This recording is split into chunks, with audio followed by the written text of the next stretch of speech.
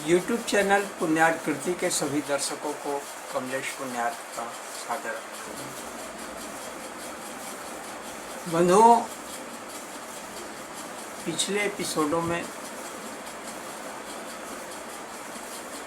गया श्राद्ध विवेचन क्रम में श्राद्ध के प्रकारों पर हमारी बातें हुई हैं। गया श्राद्ध के अतिरिक्त अन्य कई जगह श्राद्ध शब्द का प्रयोग होता है। वो प्रकार कई तरह के सारे प्रकारों पर बातें हमारी हो चुकी हैं। ये सारा कर्म जो है पितृकर्म है, देव कर्म नहीं है, ये पितृकर्म है, ये हम बता चुके हैं। और पिछले एपिसोड में ही हमने इस एपिसोड की भूमिका भी रख दी है कि हम पितृकर्म हम इसको कह रहे हैं, पितृयज्ञ कह रहे हैं, जैसे देवयज्ञ कहते हैं, पितृयज्ञ हम इसे कह रहे हैं। क्यों? प्रश्न उठता है। ये पितृ क्या है क्या?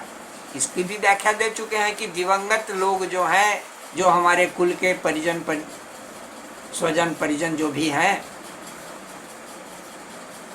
एक चीज अब यहाँ पर हम प्रसंगवश इसको स्पष्ट कर दें। हम बार बार कुल शब्द का प्रयोग कर रहे हैं। कुल शब्द से कहीं ये भ्रम न हो जाए कि केवल अपने खानदान कहें।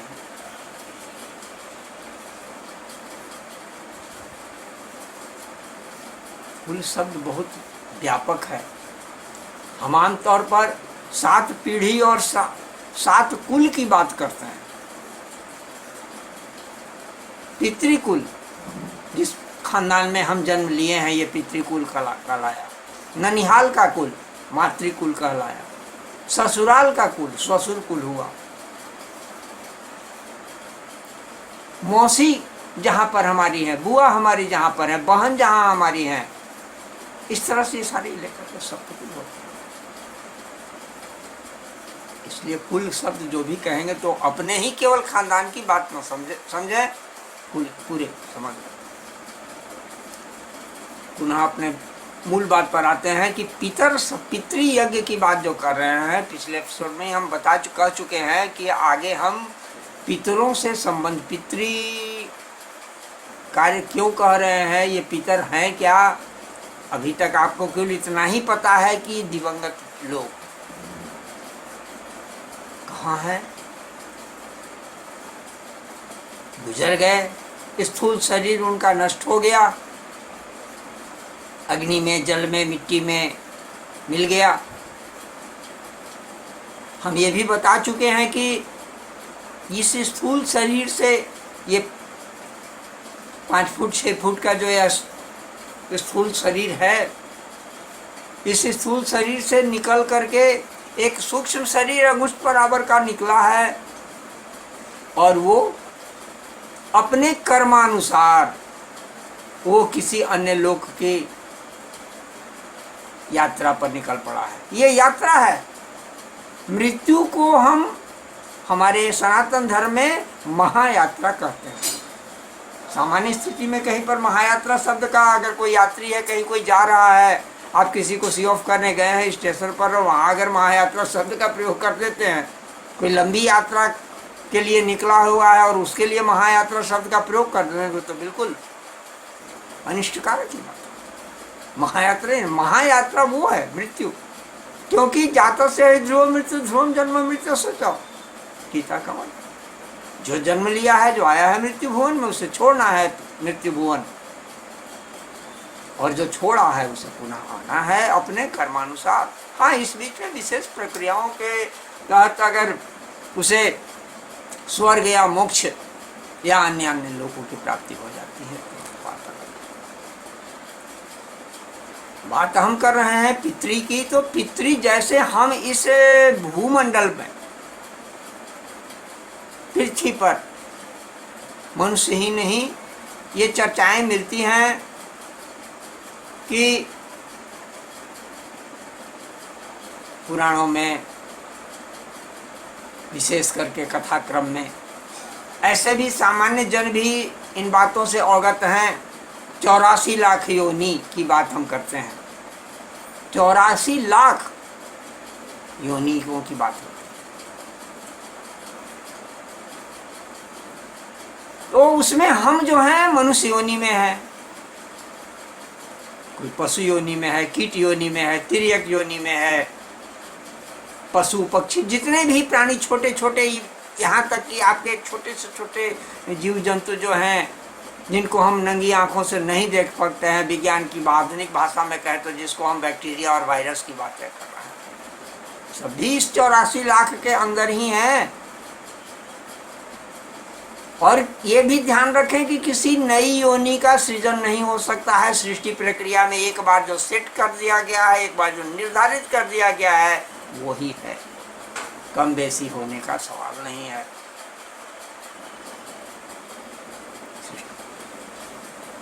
तो जिस तरह से हम मनुष्य योनि में है, ये भूलोक में हम हैं, भूलोक में सारे अन्य प्राणी भी वो कर्म भोग के अनुसार आए हैं। मनुष्य योनि ही, यहाँ प्रसंगवश एक बात को और ध्यान दिला दूं कि ये मनुष्य योनि ही सिर्फ कर्म योनि है। हम यहाँ भोग भी ले रहे हैं और कर्म भी करने का मुझे अधिकार है।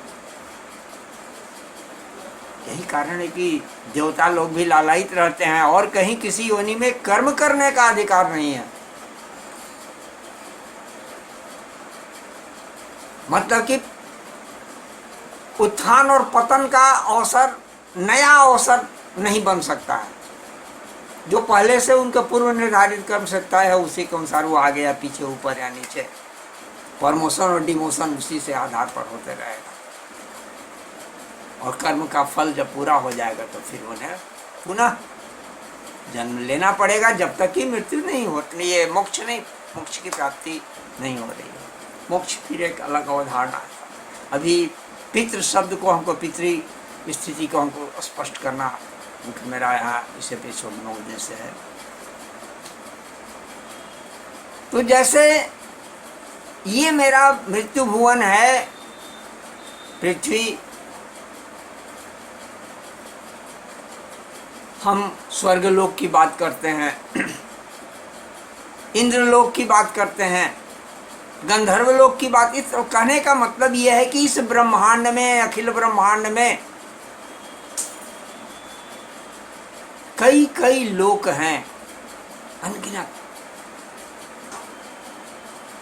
ब्रह्मांड भी अनगिनत, वो फिर अलग एक विषय है। अनेक, कृष्ण ने भी कहा है कि उनके रोम रोम में, विराट पुरुष की जो चर्चा है गीता में, वहां पर कृष्ण ने कहा है कि मेरे रोम रोम में ब्रह्मांड है, अनगिनत। वहां रोम रोम का भाव वहां है, अनगिनत की बात। अब अभी मेरे समक्ष जो ये जगत है, पृथ्वी है, पृथ्वी पर विभिन्न पेड़ पौधे, जीव जंतु, पहाड़, नदी, झरना, सारी चीजें, सभी सारी स्थितियां। हम ऊपर नवमंडल में देखते हैं तो देखते हैं कि हमारे इस ब्रह्मांड का सबसे बड़ा नियंत्रक संत सूर्य देव हैं,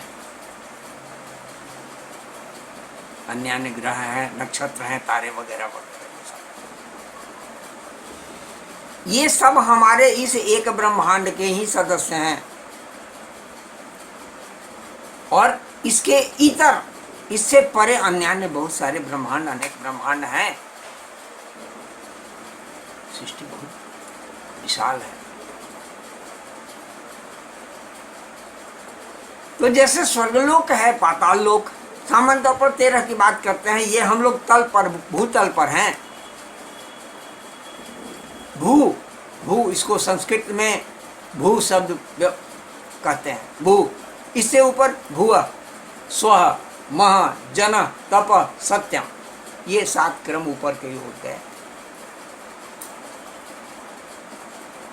सत्यम, ऊपर जो सत्य लोक है वहां पर ब्रह्मा जी का वास है। इस सृष्टि के जो ब्रह्मा हैं, हर सृष्टि के माने इस ब्रह्मांड के ब्रह्मा, सृष्टि के ब्रह्मांड गलत कर गए, ब्रह्मांड के ब्रह्मा, हर ब्रह्मांड में अनेक ब्रह्मांड है तो अनेक ब्रह्मा भी होंगे।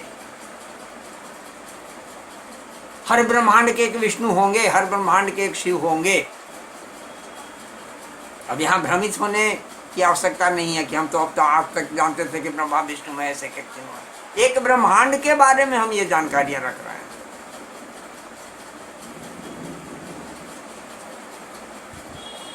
और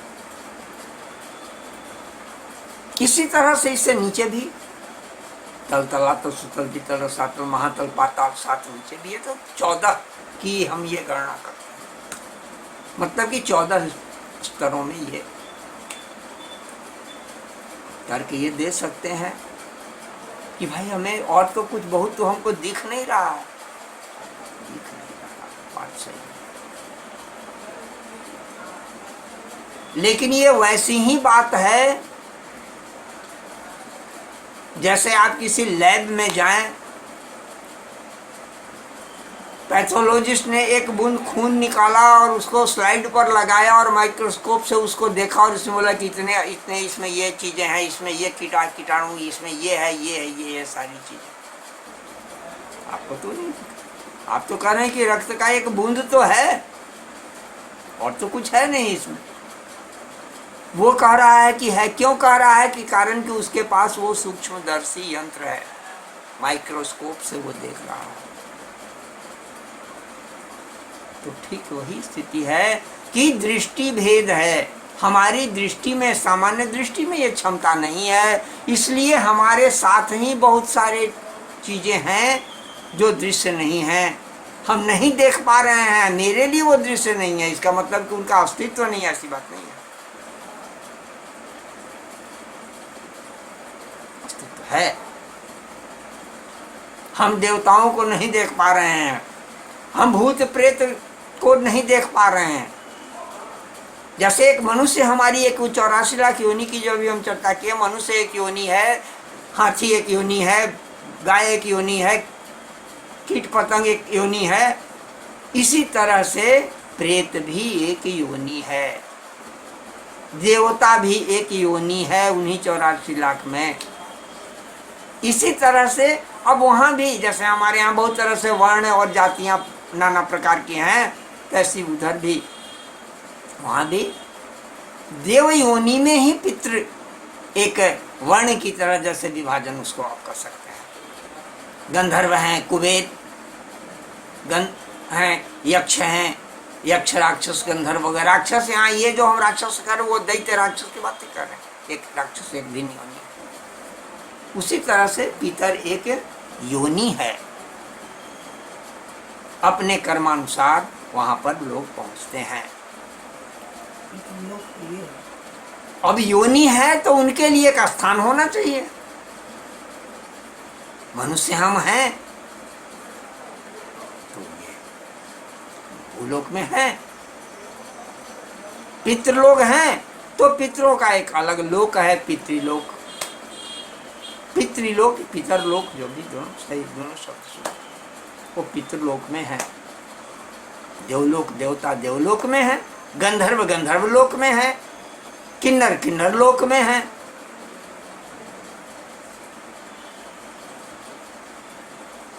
यम का लोक है अलग, वरुण का लोक है, फिर सबका फिर अलग अलग।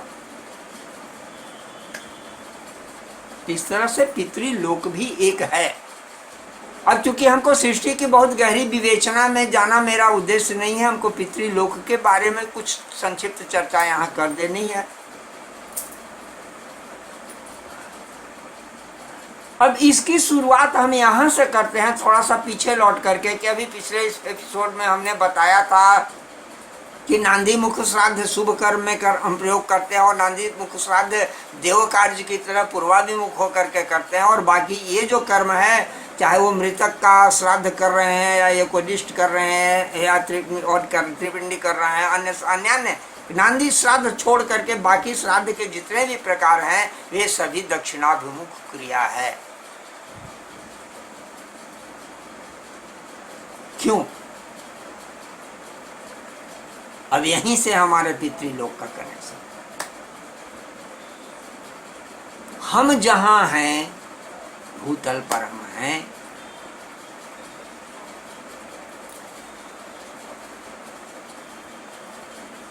यहाँ से इस माने पृथ्वी मंडल से अभी हमने क्या किया, क्या कब चीज यहाँ पर स्पष्ट किया कि चीजें दिखने भर से ही उसे आप न स्वीकारें। नहीं दिखने वाले भी बहुत सारी चीजें हम देख ही कितना पा रहे हैं।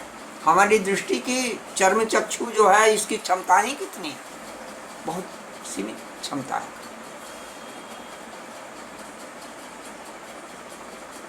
तो हमारा ये जो क्षितिज जो है, हम कहीं दूर देखते हैं खाली, अगर आसपास मकान पेड़ पौधे या कोई व्यवधान न हो, कोई बाधा न हो, तो हम बहुत दूर तक हम देखते हैं तो लगता है कि आकाश नवमंडल पृथ्वी से जिसे हम क्षितिज कहते हैं।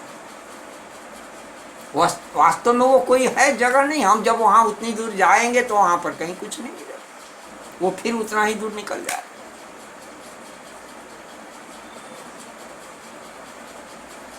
नवमंडल में ऊपर देखते हैं, टेलीस्कोप से अगर देखने, तो अभी हमने बहुत से ग्रहों के बारे में वैज्ञानिकों ने काफ़ी जांच पड़ताल की है। हमारा ज्योतिष शास्त्र, हमारे अन्य हमारे जो सनातन धर्म के भी वेद पुराण वगैरह सारे जो अन्य शास्त्र वगैरह हैं, तो ये तो और बहुत पहले से इन सारी चीज़ों को स्पष्ट, सबकी दूरी कौन कितनी दूरी पर है, किसकी क्या गति है, क्या स्थिति है, सारी चीज़ों को बता रखे हैं।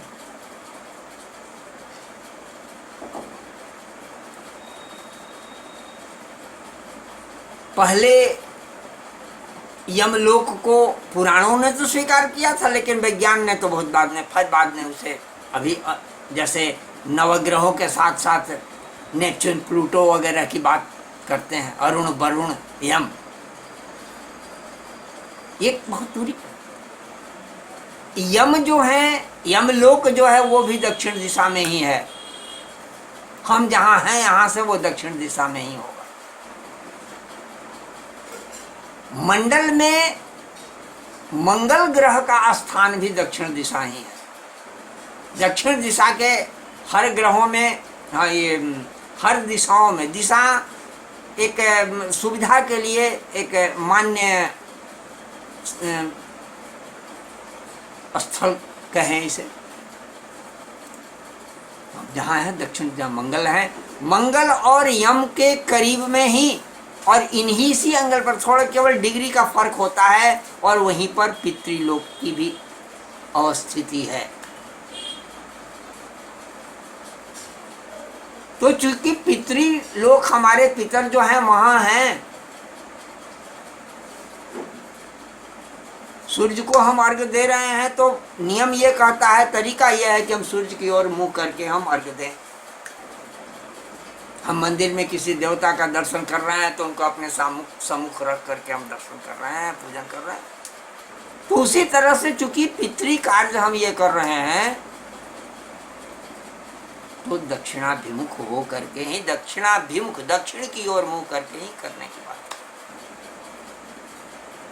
प्रेत लोक भी वही आसपास में, उनका एक स्वतंत्र अलग लोक है।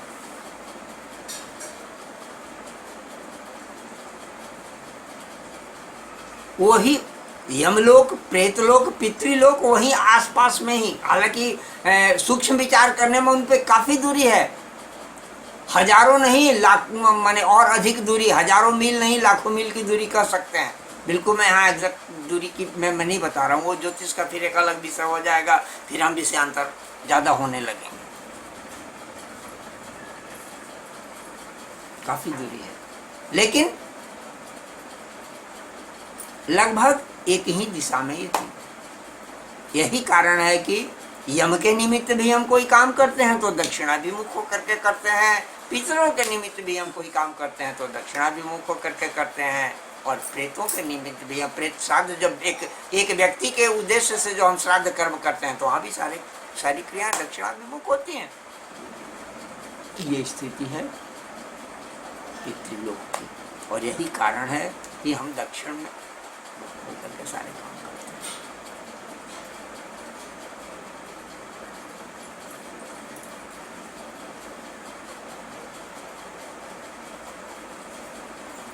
तो अब आशा है कि इस विवेचन से आप का पितरों के बारे में, पितृलोक के बारे में संदेह दूर हो गया होगा। अब इसी से जुड़ी कुछ और सवाल आपके मन में उठेंगे। आम लोगों के मन में इस तरह की बातें उठती हैं। हम अपने दादाजी के नाम से हम पिंड दान कर रहे हैं, जल दे रहे हैं, तर्पण कर रहे हैं, कोई वस्तु का दान कर रहे हैं। ये मुझे तो पता नहीं है, दादाजी के कर्मों के बारे में भी पता नहीं है, उनके परिणामों का पता कैसे होगा। अभी जब इसके पूर्व में हमने कहा कि अपने कर्मफल के अनुसार मनुष्य किसी स्थान, किसी लोक, किसी ये प्राप्ति करता है, किसी योनि की प्राप्ति करता है। वो देव योनि में गया कि पशु योनि में गया कि मनुष्य योनि में ही कहीं लौट करके फिर आया, ये मुझे पता तो नहीं। कहेंगे तो ये बिना जांच पड़ताल के कौन सा ट्रीटमेंट हो रहा है।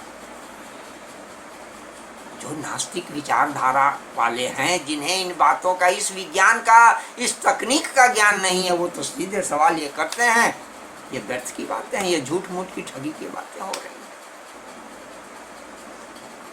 फिर इसके लिए वैसे लोगों से निवेदन करना चाहेंगे कि हमारे सनातन धर्म में जो विभिन्न शास्त्र पढ़े हुए हैं उनका अध्ययन कीजिए श्रद्धा विश्वास के साथ। न से लेकर के मत डूबिए, नकारात्मक विचार लेकर के उसमें मत डूबिए, वो तो फिर केवल ना ही आपको दिखेगा। अंधश्रद्धा की भी मैं बात नहीं कर रहा हूँ, अंधभक्ति की भी बात नहीं कर रहा हूँ, लेकिन एक खोजी निगाह रखते हुए, विवेक बुद्धि का प्रयोग करते हुए उन पुस्तकों का अध्ययन कीजिए। सारी वो टेक्नोलॉजी को, वेद के और उपनिषद के की तकनीक को समझ लेंगे तो फिर ये सारे संशय का समाधान हो जाएगा। हमारी दृष्टि में ये क्षमता, जैसे अभी हमने माइक्रोस्कोप और मनुष्य के सामान्य आंखों के बारे में हमने कहा, तो जिसके पास माइक्रोस्कोप नहीं है वो व्यक्ति और माइक्रोस्कोप रखने वाला व्यक्ति उन आंखों से देखने वाले व्यक्ति के तुलना में तो ठीक वही स्थिति है। यदि हमें ज्ञान के चक्षु हमें प्राप्त हैं, हमारा ज्ञान चक्षु प्रस्फुटित है, तो हम इन सारी चीजों को सहज रूप से देख सकते हैं। ठीक उसी तरह से कि माइक्रोस्कोप एक स्थूल उपकरण हुआ है और ज्ञान चक्षु की जो हम बात कर रहे हैं ये सूक्ष्म उपकरण है, वो भी एक उपकरण ही है, उपकरण की तरह ही काम कर रहा है। हम अपने ज्ञान चक्षु को प्रस्फुटित करें, सारी चीजें स्पष्ट हो जाए। और ये सारी विधियां, सारी विधाएं, सारी कलाएं हमारे शास्त्रों में यथास्थान रखी हुई है, उपलब्ध हैं। आपको केवल लेने, उठाने, ढूंढने, साधने, करने की तो बिना देखे, बिना समझे, बिना जाने कुतर्क करने की आवश्यकता है। कुतर्क करना उचित नहीं। हम पितरों, हम इन सारी चीजों का अनुभव कर सकते हैं, बहुत और बहुत कठिन नहीं है। इसके लिए बहुत बड़ी साधना की आवश्यकता भी नहीं है। परमात्मा का दिया हुआ ये जो सबसे बढ़िया जो डिवाइस आपका है, आज तो डिवाइस की भाषा बहुत आसानी से आज के लोग समझते हैं। उपकरण शब्द के अर्थ से भी ज्यादा डिवाइस को आसानी से समझ लेते हैं। ये बहुत बड़ा परमात्मा का दिया हुआ ये डिवाइस आपका है। आप इस डिवाइस को ठीक कर लीजिए, दुरुस्त कर लीजिए, साधना के बल पर, संस्कार के बल पर सारी चीजें आपके सामने। ये जो आँख, ये इन चर्म चक्षु से परे की चीजें जो हैं उसका अनुभव और ज्ञान आपको होने लगेगा। और जैसे जैसे वो क्रम से, वहाँ भी क्रम है, क्रमिक, जैसे आपका जैसे जैसे चीजें जानकारी होती जाएंगी, ये जिज्ञासाएं आपकी निरस्त होती जाएंगी। ये कुतर्क करना आप स्वयं बंद करना। और ये ज्ञान का अपार भंडार है, इसकी कोई सीमा नहीं है, कोई सीमा नहीं है। लेकिन निसीम है, असीम है, तो क्या इसका सीमा नहीं है तो हम उधर यात्रा ही नहीं करें। यात्रा तभी संशय का समाधान हो। और इस यात्रा के लिए भाग दौड़ की भी आवश्यकता नहीं है। ये अद्भुत यात्रा है। दुनिया की सारी यात्राएं भाग दौड़ से होती हैं, चलने से होती हैं, यहां नहीं चलने से होगी। ये एक अलग फिर नया विषय हो जाएगा। इसलिए वापस फिर पितृलोक पर आते हैं। पितरों का अस्तित्व है, हम उन्हें जानने समझने का प्रयास करें, और नहीं जब तक जान समझ रहे हैं तब तक शास्त्रों का प्रमाण मान करके, गुरुजनों का प्रमाण मान करके उसे, ये ठीक वैसे ही बात हो रही है जैसे कि अब बच्चा क्लास का है, बच्चे को आप कहेंगे कि ये क है, ऐसे क लिखो। अब वो बच्चा सवाल आपसे करे कि ये क ही क्यों, हम इसको क क्यों ना कहें। अब उसका अभी लेवल नहीं है, स्तर नहीं है अभी। वो क ही क्यों हुआ, ख क्यों नहीं हुआ, अन्य चीजें 2 और 2 4 ही क्यों हुआ, 6 क्यों नहीं हुआ, ये ऊपर जाएगा तो बहुत सारी चीजें स्तर क्रमशः। तो वही स्थिति है कि जब तक बातें वहां मेरा स्तर नहीं बना है, नहीं पहुंच पा रहे हैं, तब तक तो जो हमें कहा जा रहा है गुरुजनों द्वारा, ऋषि महर्षियों द्वारा जो कहा गया है, ये सारे संजो करके रखे हुए हैं। आप उन्हें स्वीकारें, कार्य करें, उनके वो जो निर्देश कार्य करें।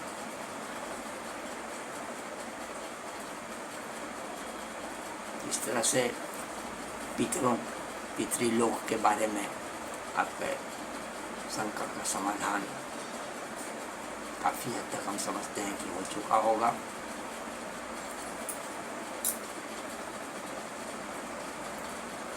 इस प्रसंग में एक बात और स्पष्ट कर दूं कि विज्ञान भी ये स्वीकार रहा है कि ये सारा सृष्टि जो है ये और कुछ नहीं है, बस सिर्फ पदार्थ और ऊर्जा है, पदार्थ और ऊर्जा का खेल है। और आगे इस थ्योरी को, इस सिद्धांत को, इस तकनीक को आपको समझना होगा, क्योंकि आपके मन में जो उठने वाले अन्य सवाल जो होंगे वो इससे जुड़े हुए हैं। आगे मैं चर्चा करूंगा अगले एपिसोडों में कि ये चीजें कैसे वहां पहुंचती हैं, कैसे किसको क्या मिलता है। अभी इसी से संबंधित कुछ सवाल हैं कि ये पता नहीं है, मुझे कोई ऐसी विधा नहीं है कि वे कहाँ हैं, तो हम किसके नाम हम दिए जा रहे हैं। हम उस नाम गोत्र का उच्चारण करते हैं, हम अपना पता ठिकाना, वो कहाँ है ये डिस्ट्रीब्यूटर का काम है, व्यवस्थापक का काम है। डाकिया ढूंढ लेता है, पता ठीक लिखा हुआ होना चाहिए, डाकिया ढूंढ लेता है कि हम कहाँ जाना है, पता आपका ठीक होना चाहिए।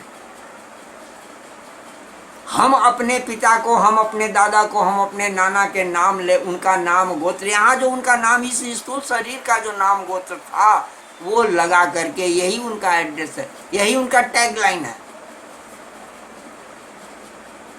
हम भेज रहे हैं संदेश या वस्तु, वो जहां भी इस ब्रह्मांड में या उस ब्रह्मांड में या कहीं सृष्टि में कहीं भी किसी भी स्वरूप में होंगे। यहां पर एक चीज और ध्यान दिलाना, एक अंश, अब यहां अंश का इतना सूक्ष्म है, इतना सूक्ष्म है कि उसको किसी पैमाने से नहीं नाप सकते हैं। सूक्ष्म, अति सूक्ष्म, जिसको आप माइक्रो कर रहे हैं, अभी माइक्रो मैक्रो की बात कर रहे हैं, छोटा और बड़ा सा सूक्ष्म, अति सूक्ष्म स्थिति, एक अंश जो है वो वहां पितृलोक में नियमित निवास कर रहा है। सृष्टि से जो अंश, सृष्टि के प्रारंभ में जो अंशों का विभाजन हुआ, उनमें एक वहां एक अंश, लघु अंश, सूक्ष्म अंश वहां विराज रहा है पितृलोक में। और यहाँ से जैसे भी हम जाते हैं, जैसे कि आप शहर भर में बहुत जगह लेटर बॉक्स बने हुए हैं, आप उस मोहल्ले में, उस मोहल्ले में, उस मोहल्ले में उसका एक आदमी है, वो सभी लेटर बॉक्स को खोलता है और सभी चिट्ठियों को ले जा करके हेड ऑफिस में, पोस्ट ऑफिस में, स्थानीय पोस्ट ऑफिस में पहुंचाता है, और फिर वो वहां से छटाई। तो पत्रों के विभाजन का जो हिसाब है, कलेक्शन से लेकर के डिस्ट्रीब्यूशन तक,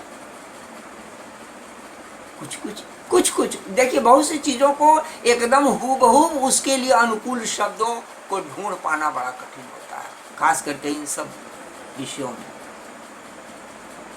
कोशिश प्रयास किया जाता है कि हम अपने शब्दों में, अपने भावों से अधिक आपको वहां तक पहुंचाने का प्रयास करें। इसी तरह से वो एक अंश है, वहां मेन आईडी वहां पर है पड़ा हुआ, तो यहां से हम जो भी भेज रहे हैं पहले वहां पितृलोक को जाएगा।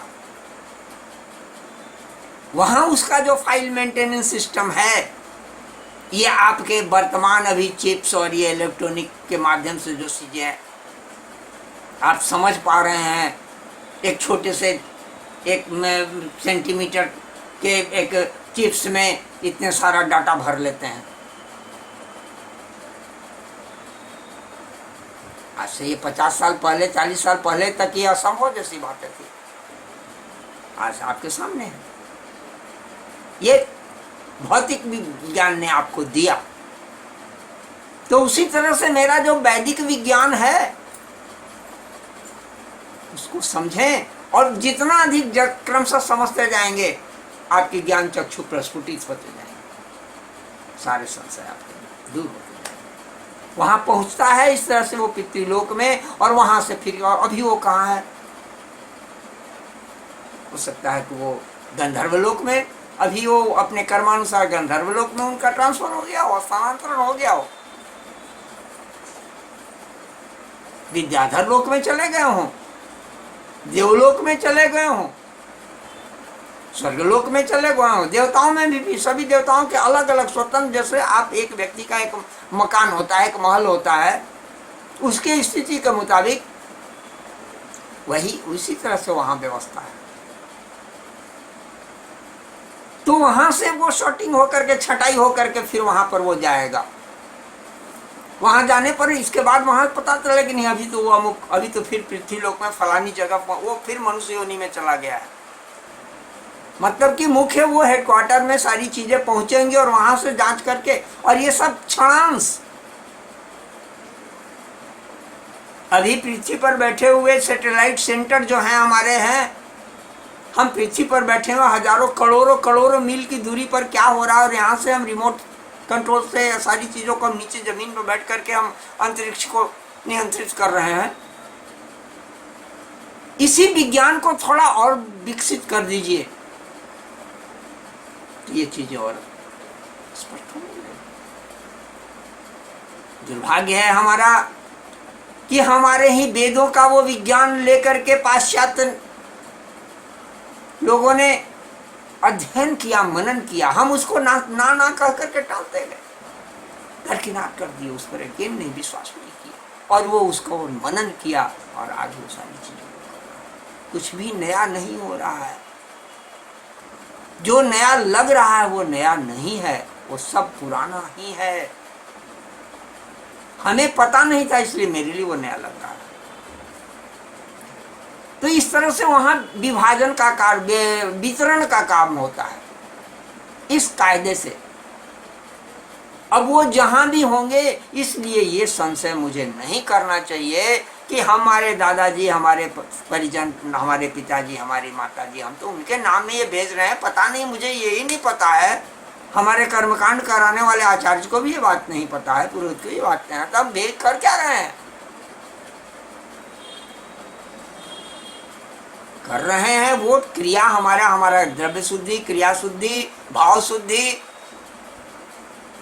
वाक शुद्धि, सारी चीजें जब शुद्ध, सारी चीजें जब एकत्र हो जाएंगी, सब कुछ ठीक ठाक होगा, तो वो सही जगह पर पहुंचेगा। और वो जहां जिस स्वरूप में है,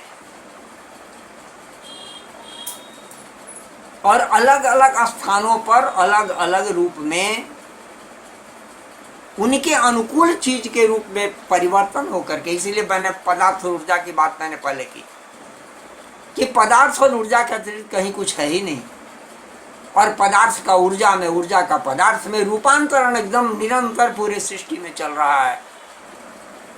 और इस कार्य में इतनी तीव्रता है कि हम उसे व्याख्यायित नहीं कर सकते हैं।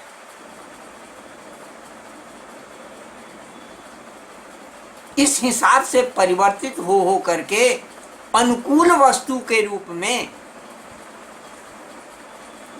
प्राप्त होती है, वो जिस स्थिति में है। और सबको, हम लोग मनुष्य योनि में हैं यहाँ या पृथ्वी पर जो है, हमें स्थूल भोजन की आवश्यकता है, स्थूल वस्तुओं की आवश्यकता है। भोजन हम चावल रोटी फल सब्जी खा रहे हैं, ये सारी स्थूल चीजें हैं। पितरों का जो शरीर है वो वायु शरीर, हमारा ये पंचभूतात्मक शरीर है, 5 महाभूतों से, और इसमें भी पृथ्वी तत्व की प्रधानता है। इसको थोड़ा सा और गहराई में जो लोग समझना चाहते हैं, जिन्हें अभिरुचि हो, वो दर्शन शास्त्र का पंचीकरण सिद्धांत समझ लें। दर्शन शास्त्र के सामान्य अच्छे पुस्तकों में पंचीकरण सिद्धांत, आयुर्वेद के भी कुछ ग्रंथों में पंचीकरण सिद्धांत की चर्चा है। पंचीकरण सिद्धांत पर थोड़ा सा दिमाग लगा लें, समझ जाएं, तो बहुत चीजें और स्पष्ट हो जाएंगी। ये स्थूल शरीर हमारा है, इसमें पृथ्वी तत्व की प्रधानता है, स्थूलता अधिक है, इसमें भारीपन अधिक है। प्रेत योनि, पितृ योनि, वो जो है वो वायु तत्व है। वायु वहां ऐसे तो सब जगह 5 तत्व तो होंगे ही, तब तो मीमांसा फिर एक अलग विषय हो जाएगा।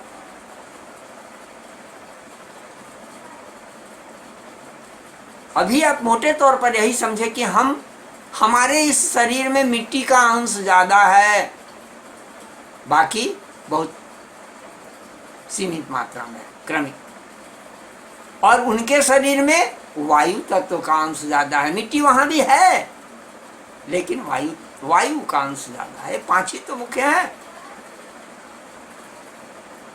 ऊपर से नीचे की ओर चलते हैं तो आकाश, वायु, अग्नि, जल और पृथ्वी।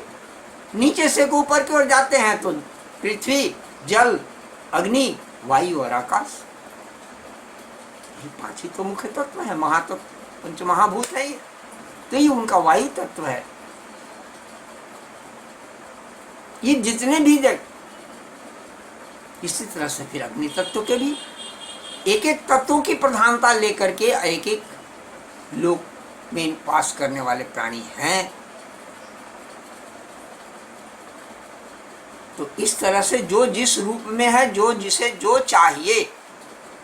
आप देवताओं के सामने जाते हैं, देवताओं के वहां भोग लगाते हैं, नैवेद्य अर्पण करते हैं, प्रसाद देते हैं। नास्तिक व्यक्ति कहेगा कि भाई हम तो रखे हुए तो प्रसाद उठाए, फिर हम खा लिए, देवता खाए तो नहीं, उसमें तो कुछ भी तो फर्क नहीं पड़ा, जो का त्यों तो रह गया। वो उससे गंध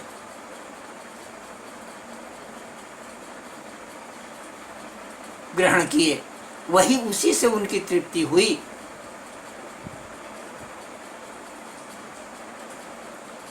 इस तरह से जिसे जो चाहिए, जिस रूप में चाहिए उस रूप में वो बदल करके। अब इसके अगले एपिसोड में हम इससे संबंधित कुछ प्रमाणों और शास्त्रों के मतलब कि कुछ विभिन्न शास्त्रीय श्लोकों को हम उद्धृत करेंगे। इस पर थोड़ी और चर्चा, मानिए स्थानांतरण कैसे और क्या हो रहा है, इसके विषय में अभी एक और एपिसोड लेने की आवश्यकता है। कि वैसे भी आज का ये प्रसंग थोड़ा लंबा होने लगा, इसलिए अब इसको